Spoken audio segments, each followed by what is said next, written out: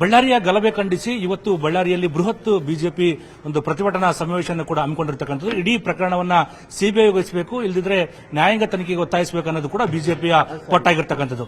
ಈ ಬಗ್ಗೆ ಮಾತಾಡಲಿಕ್ಕೆ ಮಾಜಿ ಸಚಿವ ಶ್ರೀರಾಮುಲು ಕೂಡ ನಮ್ಮ ಜೊತೆಗಿದ್ದಾರೆ. ಅವ್ರನ್ನೇ ಮಾತಾಡ್ಸೋಣ. ಯಾಕಂದ್ರೆ ಸರಿ, ಇಡೀ ಪ್ರಕರಣದ ಬಗ್ಗೆ ಇವತ್ತು ಒಂದು ಬಳ್ಳಾರಿಯಲ್ಲಿ ಒಂದು ಬೃಹತ್ ಬಿಜೆಪಿ ಸಮಾವೇಶ ಕೂಡ ಹಮ್ಮಿಕೊಂಡಿದ್ರಿ, ಏನು ಹೇಳ್ತೀರಿ ಸರ್? ಬಳ್ಳಾರಿಯಲ್ಲಿ ಕಳೆದ 16 ದಿನಗಳಿಂದ ಬಳ್ಳಾರಿ ಜಿಲ್ಲೆಯ ಜನರು ಮತ್ತು ವಿಜಯನಗರ ಜಿಲ್ಲೆಯ ಜನರು, ಕಲ್ಯಾಣ ಕರ್ನಾಟಕ ಭಾಗದಲ್ಲಿದ್ದಂಥ ಜನರು ಈ ಸರ್ಕಾರ ಯಾಕೋಸ್ಕರವಾಗಿ ಇಷ್ಟೊಂದು ದೊಡ್ಡ ಗಲಭೆ ಆಗಿ ಒಬ್ಬ ರಾಜಶೇಖರನಂತ ಯುವಕ ಸತ್ತ ಮೇಲೆ ಕೂಡ ಯಾಕೆ ಇವತ್ತು ಸರ್ಕಾರ ಶಾಸಕರನ್ನ ಯಾಕೆ ಬಂಧಿಸಿಲ್ಲ ಅನ್ನೋಂಥದ್ದು ಪ್ರಶ್ನೆ ಎಲ್ಲರೂ ಕೂಡ ಕೇಳ್ತಾ ಇದ್ದಾರೆ. ನಾವು ಮುಂಚೆಯಿಂದ ಕೂಡ ಹೇಳ್ಕೊಂತ ಬರ್ತಾ ಇದ್ವಿ, ಎಂಥ ಪರಿಸ್ಥಿತಿಯಲ್ಲೂ ಕೂಡ ಕೇವಲ ಅಂಗರಕ್ಷಕರನ್ನ ಅರೆಸ್ಟ್ ಮಾಡೋದು ಅದು ಸರಿಯಲ್ಲ.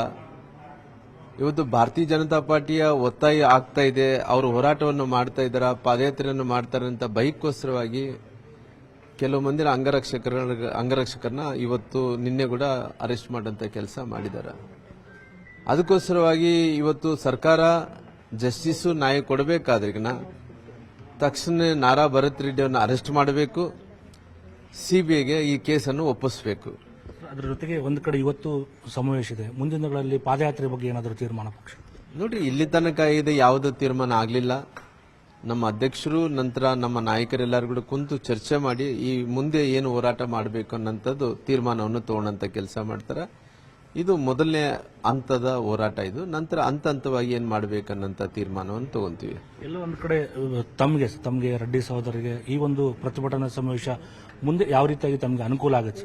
ಅನುಕೂಲ ಅನಾನುಕೂಲ ಅನ್ನಂತ ಪ್ರಶ್ನೆ ಬರಲಿ. ಹೋರಾಟ ಅಂದ್ರೆ ಏನಂತಾರಿ, ಕೆಲವೊಂದು ಸಂದರ್ಭದಲ್ಲಿ ಈ ಫಿಡಲ್ ಸಿಸ್ಟಮ್ ಅಲ್ಲಿ ಇದ್ದಂತ ಜನರು ಯಾರೋ ಬಡವರ ಮೇಲೆ ಗದಾಪ್ರಹಾರ ಮಾಡದಂತ ಟೈಮಲ್ಲಿ, ಬಡವರ ಮೇಲೆ ಈ ರೀತಿ ದೌರ್ಜನ್ಯಗಳು ಮಾಡದಂತ ಟೈಮಲ್ಲಿ, ಈ ರೀತಿ ಮನೆಗಳ ಮೇಲೆ ಬಂದು ಗುಂಡಾಗಿರಿ ಮಾಡದಂತ ಟೈಮಲ್ಲಿ ಅದರ ಹೋರಾಟ ಅಂತಾರ್ರಿ. ಹೋರಾಟ ಮಾಡಂತ ಲಕ್ಷಣಗಳು ಏನಿದೆ ನಾವು ಮುಂಚೆಯಿಂದ ಕೂಡ ಹೋರಾಟ ಮಾಡ್ಕೊಂತ ಬಂದ್ವಿ.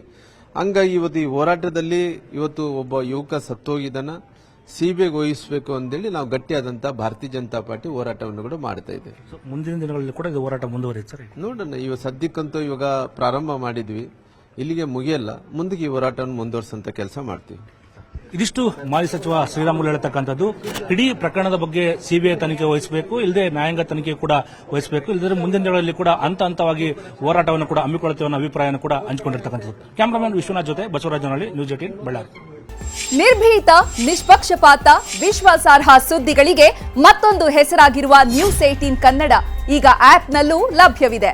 ದಯವಿಟ್ಟು ಇಲ್ಲಿರುವ QR ಕೋಡ್ ಅನ್ನು ಸ್ಕ್ಯಾನ್ ಮಾಡಿಕೊಂಡು ಆಪ್ ಡೌನ್ಲೋಡ್ ಮಾಡೋದಕ್ಕೆ ಮರಿಬೇಡಿ. ನಿಮ್ಮ ಬೆಂಬಲ ಹೀಗೆ ಸದಾ ನಮ್ಮೊಂದಿಗಿರಲಿ. ಧನ್ಯವಾದ.